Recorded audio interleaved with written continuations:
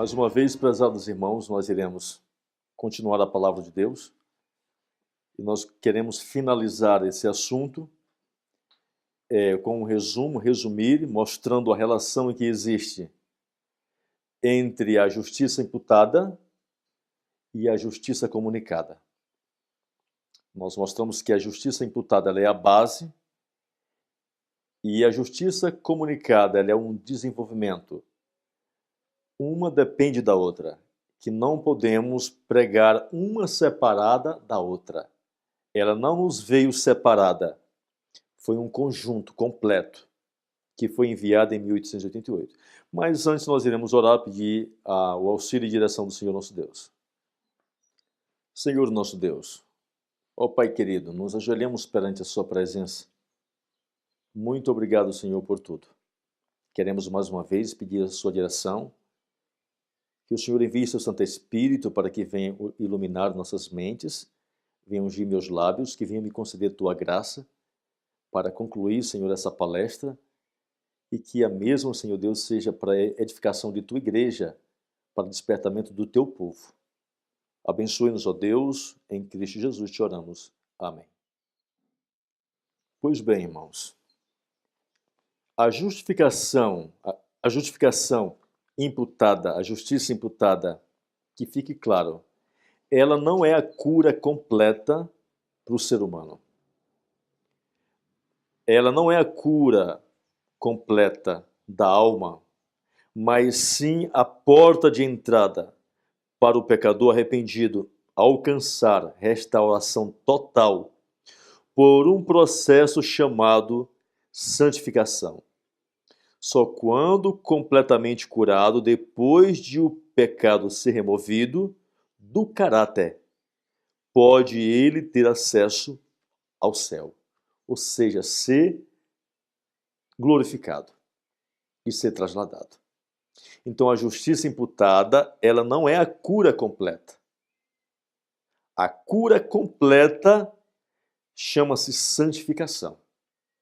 Então, no processo de santificação, Deus ele quer eliminar todo o pecado do meu e do teu caráter. A glorificação ela não vem remover pecado do nosso caráter. A glorificação ela vem transformar nossa natureza pecaminosa em uma natureza santa. Irmãos, o livro de Daniel mostra que quando aqueles 3 hebreus eles foram lançados na fornalha ardente e ali Nabucodonosor pediu que fossem tirados da fornalha, e Nabucodonosor chegou e disse: não há nem cheiro de fumaça em sua roupa. Ou seja, não havia escória, não havia nada a ser queimado naqueles homens. Eles eram 100% santos. Eles eram puros. Não havia escória neles. Então, da mesma forma, irmão, ao sair o decreto dominical, iniciar o pequeno e o tempo de angústia de Jacó, o verdadeiro povo de Deus, não vai haver pecado neles, não vai haver cheiro de fumaça, porque a fornalha ardente, ela não vem remover nossos pecados. Certo? Então, que fique claro que nós precisamos alcançar essa completa vitória sobre o pecado em 2 processos que se chama justiça imputada e justiça comunicada. Sendo que a justiça imputada é a base, o alicerce, e a cura completa vem pela justiça comunicada, que é a chamada santificação. Quantos entendemos seu pleno significado? O verdadeiro cristão participa de uma experiência que traz santidade. Fica sem mancha de culpa na consciência ou nódoa de corrupção na alma. A espiritualidade da lei, com seus princípios restritivos, penetra em sua vida. A vontade de Deus tornou-se sua vontade, pura, elevada, refinada e santificada. Seu semblante revela a luz do céu. Seu corpo é um templo apropriado para o Espírito Santo. A santidade adorna-lhe o caráter. Deus pode ter comunhão com ele, pois a alma e o corpo estão em harmonia com Deus. Isso está em Comentário Bíblico Adventista do Sétimo Dia, volume 7, página 909. Santificação significa comunhão habitual com Deus. Santificação da alma pela operação do Espírito Santo é a implantação da natureza de Cristo na humanidade. Irmãos, o que Deus realizou na vida de Jesus Cristo é o mesmo que Deus quer realizar na tua e na minha vida. Quando Deus enviou a Jesus Cristo aqui na terra, que ele nasceu do ventre de uma mulher e que ele se encarnou, Deus queria nos ensinar uma lição. Se nós, às vezes a gente pergunta para as pessoas por que Jesus veio fazer aqui nessa terra, as pessoas dizem, vem morrer por nós. Não, essa não foi a lição primária. A lição primária foi Jesus Cristo, ele veio nos mostrar, nos ensinar como condenar o pecado na carne. Como vencer o pecado. Ou seja, a natureza humana de Jesus Cristo foi a tua e a minha natureza. A divindade de Jesus, a divindade do Pai, foi que operou, realizou tudo aquilo que ele nos deixou como exemplo. Houve uma encarnação. A divindade realizou na humanidade. A humanidade de Jesus Cristo era apenas uma luva, enquanto a sua divindade era a mão. Era a mão na luva que realizava as obras. Ele falou, não eu, mas Cristo. Não estou aqui para fazer minha própria vontade. E mais uma vez o pastor Wagner diz que Deus quer realizar a mesma obra que realizou há 2000 anos atrás em nossas vidas. Deus quer de novo habitar dentro de nós. Ele quer realizar dentro de nós, em nossa humanidade, o que ele fez há 2000 anos atrás. Certo?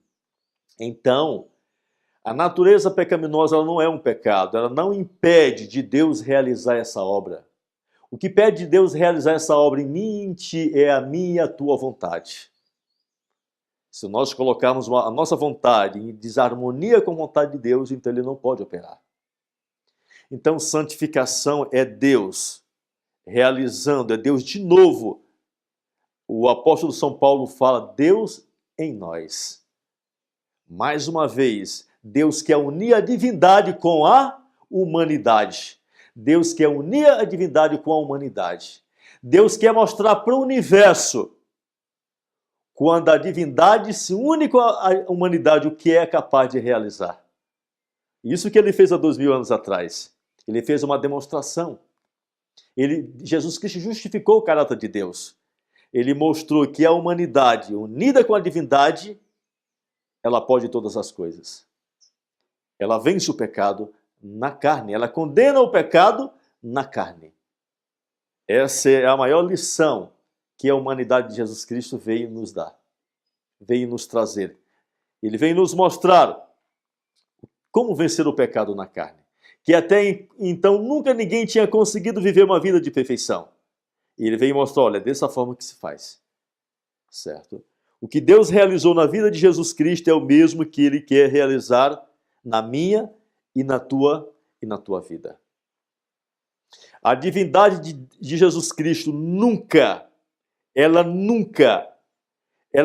interferiu,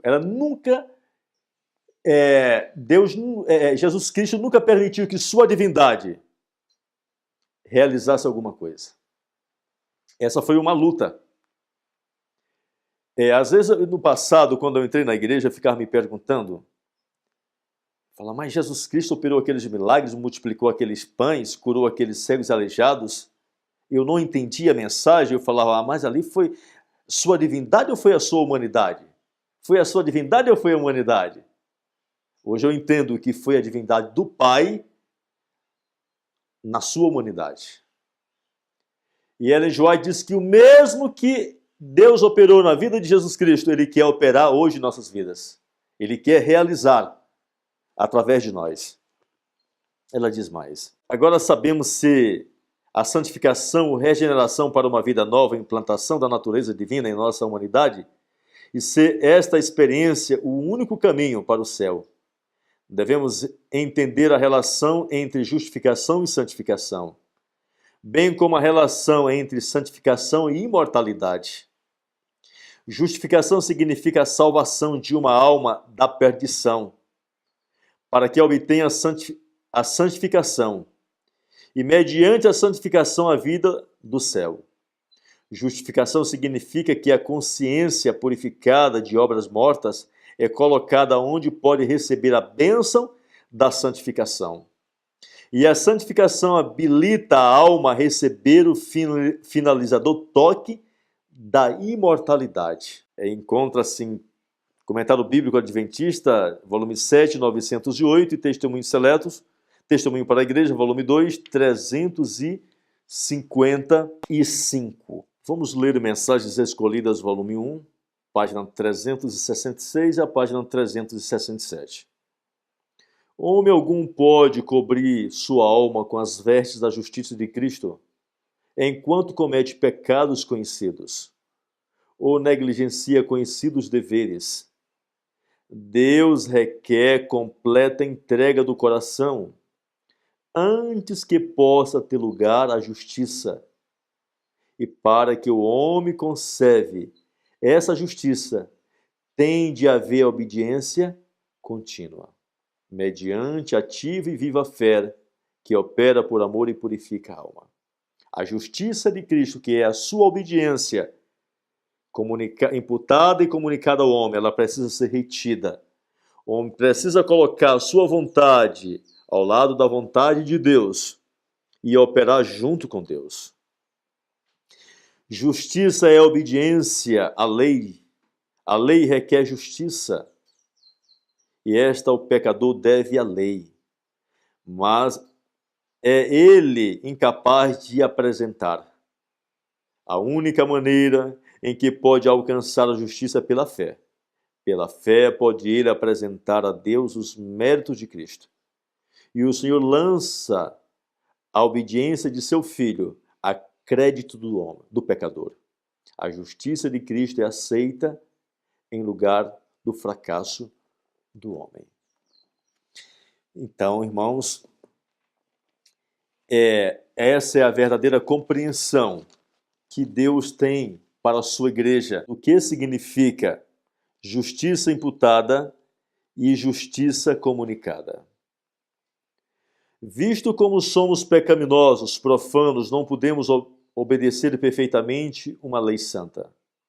Não possuímos justiça em nós mesmos, com a qual pudéssemos satisfazer as exigências da lei de Deus. Mas Cristo nos proveu um meio de escape. Viveu na terra em meio de provas e tentações, como as que nos sobrevêm a nós. Viveu uma vida sem pecado.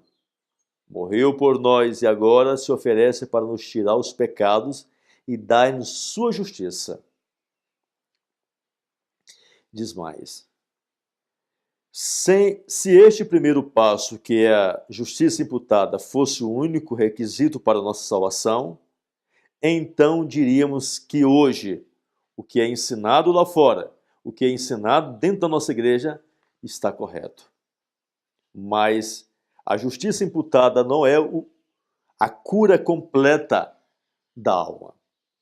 E ainda mais, Cristo mudará o coração, nele habitará pela fé e contínua submissão de nossa vontade.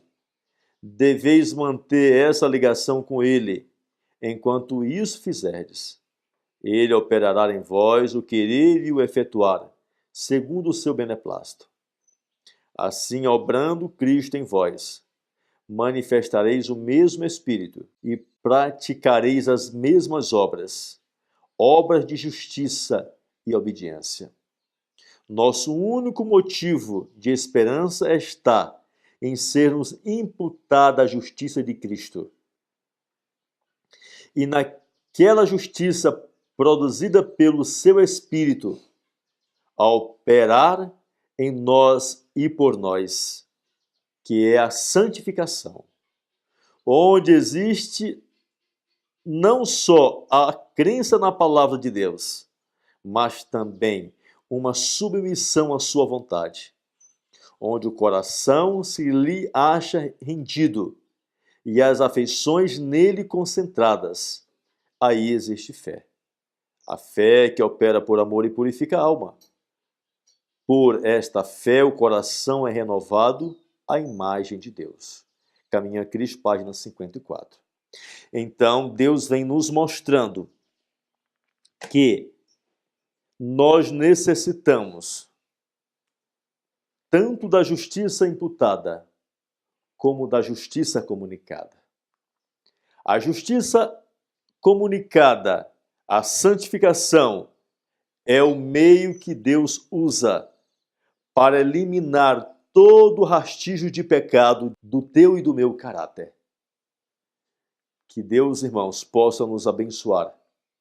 Que nós possamos, pela graça de Cristo, se assim o quisermos, lançar mão da justiça imputada e comunicada de Cristo. Nós precisamos nascer de novo, irmãos. Nós precisamos nascer do Espírito Santo. Nós precisamos nascer de novo. A natureza de Cristo, ela precisa ser implantada em nós. A sua mente, ela precisa ser fundida em nós. Nós precisamos receber a sua mente, a sua natureza. A mente de Cristo, a sua natureza, ela vai realizar, ela vai mostrar para o universo inteiro o que Deus pode realizar em um homem com natureza pecaminosa. Mais uma vez, Jesus Cristo quer fazer essa demonstração. Ele fez há 2000 anos atrás. Agora ele quer fazer não apenas numa pessoa, mas ele quer fazer e vai fazer em um grupo seleto, que a Bíblia diz que aqui estão os que guardam os mandamentos de Deus e têm a fé de Jesus. Não os que dizem que guardam, mas os que guardam. Então, que nós possamos ter a compreensão e daqui para frente entendermos que nós não nascemos como laodiceanos, que essa igreja não foi gerada como uma igreja miserável, desgraçada, pobre, cega e nu, que essa igreja nasceu como uma igreja pura, uma igreja santa, uma igreja gloriosa. Ela nasceu no estado de Filadélfia. E somente quando ela entrou completamente em 1859 no estado de Laodiceia, ali sim, ela perdeu todas as bênçãos espirituais. E agora em 1888, Deus de novo trouxe a essa igreja, enviou por meio dos 2 pastores as bênçãos que a igreja, que aquela liderança havia jogado por terra. Então hoje nós estamos destituídos do ouro provado no fogo. Nós estamos destituídos do colírio. Nós estamos destituídos das vestes de justiça. Esses 3 elementos é que formam as 3 mensagens angélicas. É que formam o evangelho eterno. Que é a justificação pela fé. Então que nós venhamos clamar, nos esvaziar, e assim Cristo vai realizar a sua obra em nossas vidas. Em Cristo Jesus eu agradeço a Deus por tudo, hoje e para sempre. Amém. Vamos orar nesse momento, agradecer ao Senhor.